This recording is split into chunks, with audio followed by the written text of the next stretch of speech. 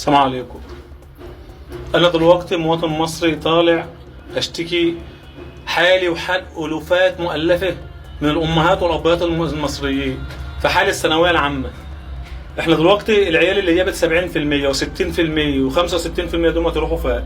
يعني أنا بنتي جايبة 70%، واحد صاحبي ابنه جايب 54%، يروح بهم فهم في علم علوم. وسيادة الوزير علّى التنسيق بتاع الجامعات وبتاع الكليات، يعني حتى يعني نسبة السقوط 30%، نسبة الملحق 20%، نسبة النجاح 50%، يعني فيهم 40% جايبين ستينات وسبعينات وفي ده يروح بيهم وسيادة الوزير علّى التنسيق كمان على العيال. يبقى احنا دلوقتي نروح بهم احنا دلوقتي مراتي بنتي وهي رايحه الامتحان والله العظيم امها بتقول لها شوفي حد يعني مثلا خدوا منه معلومه يا بنتي. قالت لها يا ماما انا مش عايزه انجح الا بمجهودي، ما رضتش تغش من اي حد ولا تاخد معلومه من اي حد. دخلت الامتحان بمجهودها. ما نعرفوش بقى العيب في اللي بيصحح، العيب في اللجنه، العيب في عشان يظلم العيال دي كلها. لما يبقى الوفات مؤلفه، اللي عنده طالب ثانويه عامه النهارده عنده ميت في بيته، الوفات مؤلفه، بيوت الوفات مؤلفه مليانه حزن بسبب الثانويه العامه. انتوا بتاخروا التعليم لورا. والله العظيم اقسم بالله انا ابني كنت مقدم له الثانويه العامه، رحت سحبت ورقه. النهارده العيال بقى عندهم عقده من التعليم، يقول لك انا في الاخر هطلع ايه؟ يعني هتعلم واتعب طول السنين دي، في الاخر هطلع ايه؟ يعني انا بنتي كانت بتطلع من الساعه 8 الصبح تيجي اخر النهار ماشيه على سندوتش عشان من درس لدرس لدرس لدرس، وانا ضيعت شجاعه عليه عشان في الاخر تطلع حاجه، في الاخر يجي التنسيق يضيعها.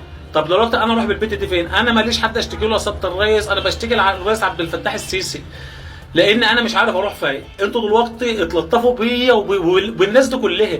يا جماعه ده ايام الاحتلال، على ايام الملك كانوا بياخدوا العيال يعلموهم حاجه اسمها البكويه، كانوا بياخدوا العيال من الشارع يروحوا يعلموه البكويه ويرجعوهم تاني لاهلهم، يعني ياخدوا منك طفل يرجحوا لك بيه.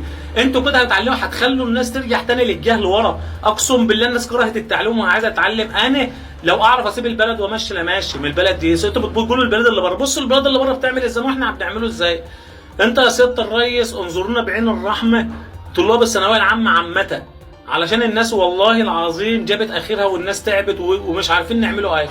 وسياده الوزير بتاع التربيه والتعليم انت تلطف بالعيال دي. وكل واحد ظلم طالب ثانويه عامه، سواء انت بتقول له التصحيح الالكتروني، التصحيح الالكتروني ازاي وهو صححت النتيجه في 10 ايام والسيستم كان واجه.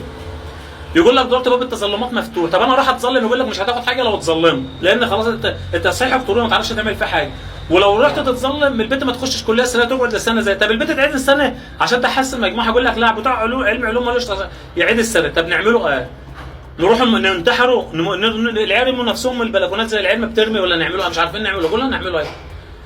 يا جماعه لو انا مش هقول الا هم كلمتين بس، كلمتين اتنين. لو ضاعتك قدرتك على ظلم الناس تذكر قدره الله عليك. انا مش هقول غير كده بس. يعني انت اذا كان واحد في منصب ولا في شغل ولا في حاجه بيظلم الناس عشان منصوب عشان كرسيه، ماشي، افتكر لما تخش الجبر حته ضيقه كده، لان انت زي ما هتظلمني ربنا اقوى منك واقوى من اي حد. انا يا سياده الريس بشتكي لربنا، بشتكي لعداله السماء الاول وبعد كده بشتكي لك انت. انت يا سياده الريس عبد الفتاح السيسي اتلطف بينا واتلطف بالوفات مؤلفه من عيالك ومن ابنائك المصريين من بعبع الثانويه العامه. والله بقى بعبع في البيوت. احنا التعليم كل الناس روح بص في الورش كده تلاقي كل العيال شغاله في الورش، تلاقي يقول لك انا هتعلم هطلع ايه يعني؟ انا هتعلم سمع احسن لي. انتوا بتقولوا عايزين تعلموا الناس، انتوا كده هترجعوا الناس لورا، تخلوا الناس يرجعوا للجهل والله. ومن حقهم، لان انا مش هقعد اصرف طول عمري درس ب 300 ودرس ب 500 ودرس ب 1000 ودرس ب 800 وكتاب مش عارف بكام، اجي اخر الشهر اجي نفسي بتصرف الوفات مؤلفه، واجي بعد 10 15 سنه ابص الاقي مفيش حاجه. اللي في ثانويه عامه زي اللي في الزراعه زي اللي في التجاره. طب ايه الفايده؟ مفيش فايده. يبقى انا اقعد العيال من التعليم الاول واوفر شجاعه واوفر تعب العيال وخلاص. اتقوا ربنا فينا وتلطفوا بينا وتلطفوا بالعالم، عشان احنا مش عارفين نروح فين ونيجي منين. وانت يا سياده الريس بص لنا بقلب رحيم وبعين رحيمه، علشان احنا مالناش حد بعد ربنا الا انت. حسبي الله ونعم الوكيل في كل اللي ظلم عيالنا، كل المصريين اللي اتظلموا في الثانويه العامه.